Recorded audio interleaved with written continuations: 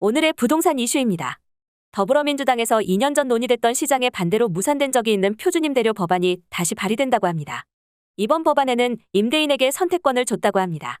서울시에서 아파트 동간 간격을 기존보다 축소한다고 합니다.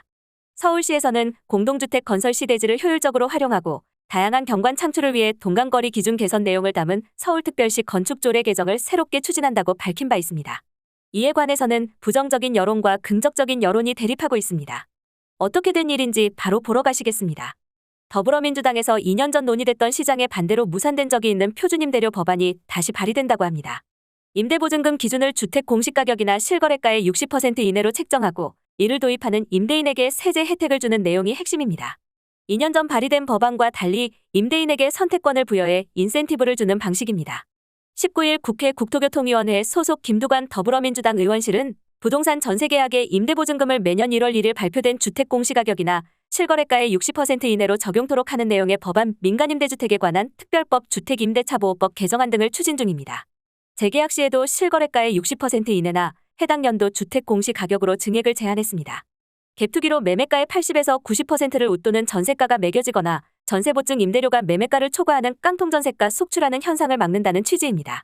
법안은 지난 2020년 같은 당 윤호중 의원이 대표 발의했던 표준임대료 도입법안 주거기본법 개정안에서 한 걸음 더 나아갔습니다. 당시에는 시도지사가 주택 위치와 면적 등을 감안해 적정 임대료를 산정하게 했습니다. 다만 일률적 가격 규제 논란과 사유재산권 침해, 사회주의적 제도라는 비판 탓에 탄력을 받지 못했습니다. 이번 법안에는 임대인에게 선택권을 줬습니다. 강제사항이거나 의무는 아닙니다. 주택 임대차 계약을 신고할 때 표준임대인 신청 여부를 표기해 그 계약에 한해서 세제 혜택을 주는 방식입니다. 주택임대사업자에 적용된 세제 혜택을 회수하고 표준임대료 도입 임대인에게 재산세, 종합부동산세, 양도소득세 혜택을 주는 내용도 담았습니다.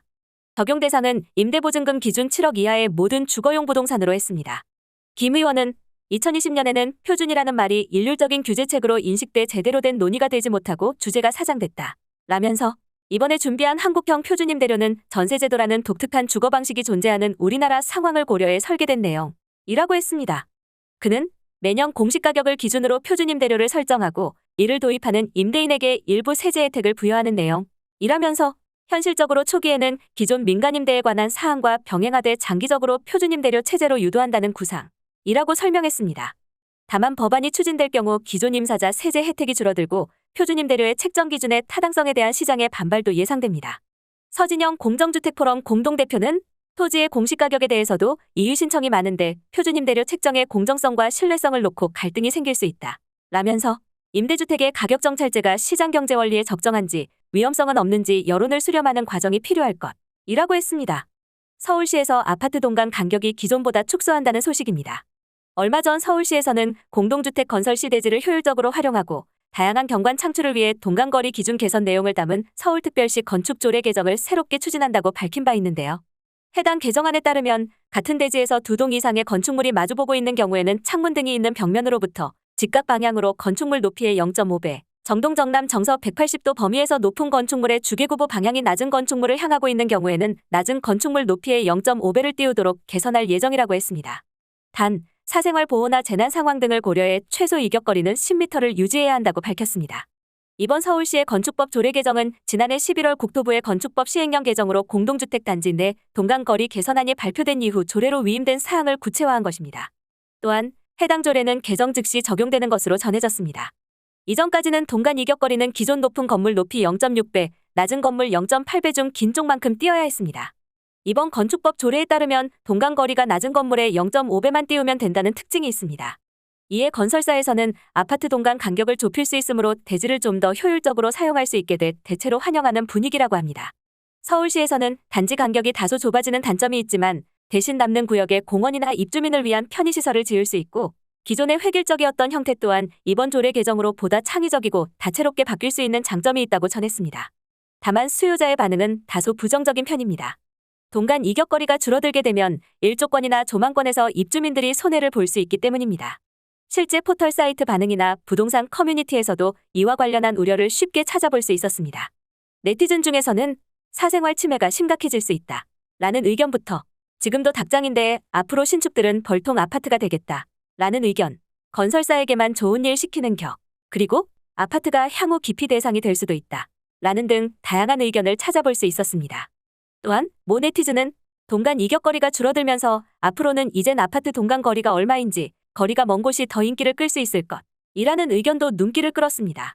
실제 동간 거리가 줄어들거나 용적률이 급격히 높아지면 입주민의 조망권은 물론 외관상으로도 좋지 않은 영향을 미칠 수 있다는데요. 예를 들어 국내에서 가장 용적률이 높은 단지 중 하나로 알려진 동래 3차 SK뷰, 송파파크 아비오 프루지오, 성봉역 롯데캐슬 골드타운 등의 경우 단지 밀집도가 너무 높아 외관상으로 너무 갑갑해 보인다는 평을 들은 바 있습니다. 게다가 얼마 전에는 건물 간 이격거리 감소가 대형 화재 증가에 영향을 미친다는 발표도 있어 화제인데요. 국회 행정안전위원회 소속 용해인 의원이 국가화재정보시스템 통계 정보를 분석한 결과 대형 화재 원인 중 인접 건물 간 협소한 이격거리가 차지하는 비중이 2013에서 2014년 1.7%에서 2021에서 2022년 6월 5.5%로 약 3배가량 많아진 것으로 나타났습니다. 이에 소방청 평가나 권고를 정책에 반영할 필요가 있다는 의견을 내기도 했습니다.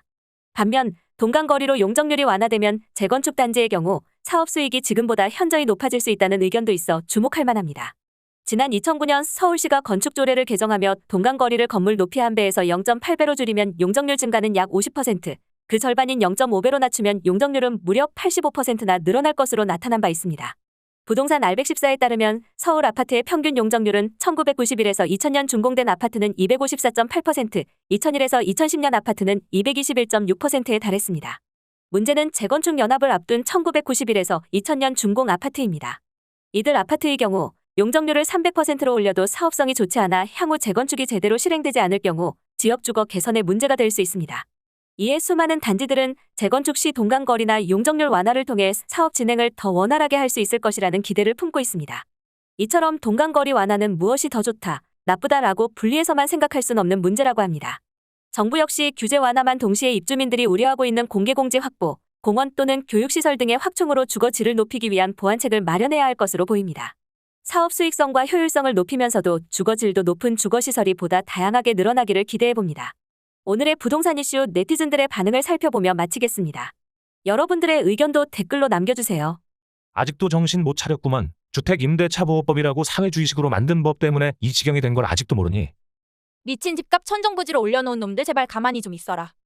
무슨 개소리야. 그러면 결국 거품 잔뜩 긴 매매가의 60%로 책정하면 전세가에도 거품 안 빠지게 해주는 장치를 마련한다는 거냐? 너네는 부동산 정책 꺼내지 좀 마라. 자유 경제시장에 왜 국가가 손을 쓰지?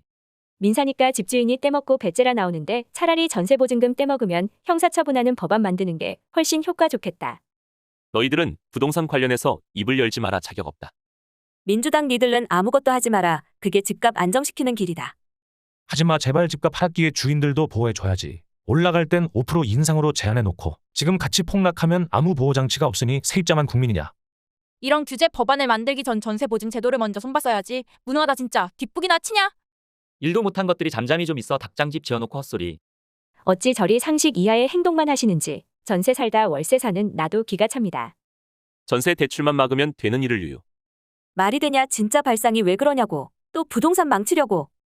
정작 정부가 해야 할 일을 제대로 하지 못하면서 쓸데없는 짓 적당히 좀 해라. 한심한 인간들이네. 아무것도 하지 마라. 개입할수록 망가지니까. 그냥 아무것도 하지 말고 시장에 맡기자. 민주당 부동산 정책이라고 해서 걸음. 아니 자기들이 높여놓은 아파트값 안 보이나 계속해보겠다는 거야 뭐야? 민주당은 부동산 정책에선 아예 손 떼라 뭘 더 말아먹겠다고. 뭔 개소리야. 사기칠 놈이 세제 혜택 받으려고 사기 안 친다는 소리 하는 거야 뭐야 대체. 공시가보다 훨씬 높게 전세보증 들어주니까 전세가 상승함. 전세가 올라가니 집값 상승함. 이걸 손봐야 하는데 거지 같은 법 만들 생각밖에 없네. 태풍 좀 오면 빌딩풍으로 매년 창문 새로 해야 할 듯. 옆동이랑 악수하면서 살듯 인터폰 대신 과학 시간에 배운 종이컵 전화 달아도 될 듯? 지금도 성냥갑 같은 데 사는데 너무 여유가 없고 답답한 도시가 되어감. 더 많이 받아먹고 더 이익 남기려니 저짓이다만 이미 미분양의 인구도 주는데 저짓까지 해서 물자 낭비에 욕먹고 미래 재건 없는 짓을 하고 싶은 건지. 보기만 해도 답답하다. 동감거리 더 늘리고 층수 제한을 없애라. 성냥갑 네모틀에 갇혀있는데 동간거리 규제를 좁히면 참나. 불나면 타 죽기 좋겠네요. 옆동 부부 싸움 TV 소리같이 듣겠네. 여기까지 네티즌들의 반응이었습니다. 시청해주셔서 감사합니다. 여러분들의 의견도 댓글로 남겨주세요. 구독과 좋아요는 영상 제작에 큰 힘이 됩니다.